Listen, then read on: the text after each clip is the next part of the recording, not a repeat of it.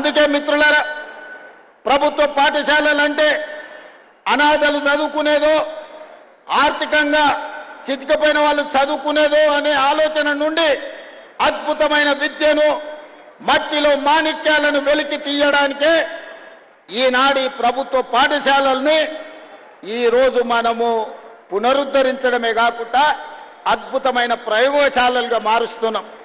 ఇవాళ ఈ ప్రభుత్వ పాఠశాలల్లో చదువుకున్నోళ్ళే రేపటి భవిష్యత్తుకు నాయకత్వాన్ని వహించే వాళ్ళు అవుతారని నేను సంపూర్ణంగా విశ్వసిస్తున్నా. ఈ సందర్భంగా ఇక్కడికి వచ్చిన విద్యార్థులకు ఈరోజు ఈ వేదిక మీద ఎవరినైనా చూడండి, నేను కూడా ప్రభుత్వ పాఠశాలలనే చదువుకున్నా, మీలాగనే గ్రామీణ ప్రాంతంలో చదువుకున్నా. మీకు చెప్పినట్టే మామూలు టీచర్లు మా ఊర్లో చదువు చెప్పారు.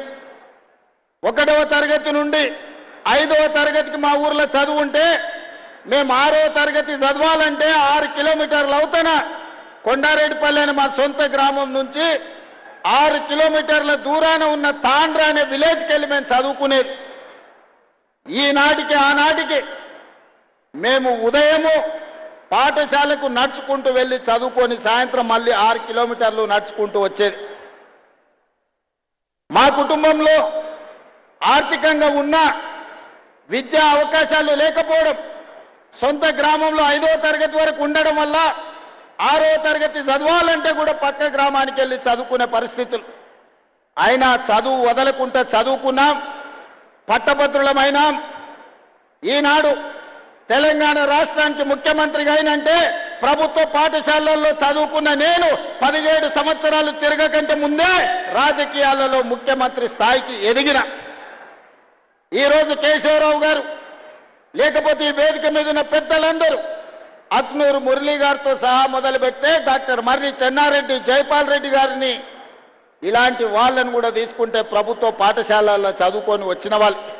ఈ దేశ ప్రధానమంత్రిగా పనిచేసిన పివి నరసింహారావు గారు కూడా ప్రభుత్వ పాఠశాలల్లోనే చదువుకున్నాడు. అందుకే విద్యార్థులారా, ప్రభుత్వ పాఠశాలల్లో చదువుకుంటే చిన్నతనం కాదు, ప్రభుత్వ పాఠశాలల్లో చదువుకుంటే ఐఏఎస్లు ఐపీఎస్లే కాదు, ఈ దేశానికి ప్రధానమంత్రి కావచ్చు, తెలంగాణ రాష్ట్రానికి ముఖ్యమంత్రి కావచ్చు అని మీ కళ్ళ ముందలనే ఉదాహరణలు ఉన్నాయి. మీరు చదువుకోండి. మన భవిష్యత్తును ఇంట్లో, భూములో, లేకపోతే ప్రభుత్వం అందించే సంక్షేమ పథకాలు మన భవిష్యత్తును మార్చవు. అవి బ్రతకడానికి మాత్రమే ఉపయోగపడతాయి. మన భవిష్యత్తులు మారాలి, మన తలరాతలు మారాలి, మన తల్లిదండ్రుల ఆత్మ గౌరవంతో తలెత్తుకొని మన గ్రామంలో, మన జిల్లాలో తిరగాలి అనంటే విద్యలో రాణించాలి. ఐఏఎస్లు ఐపీఎస్లు కావాలి, డాక్టర్లు, లాయర్లు, ఇంజనీర్లు కావాలి. ఈ దేశానికి నాయకత్వం అందించే నాయకులు కావాలి.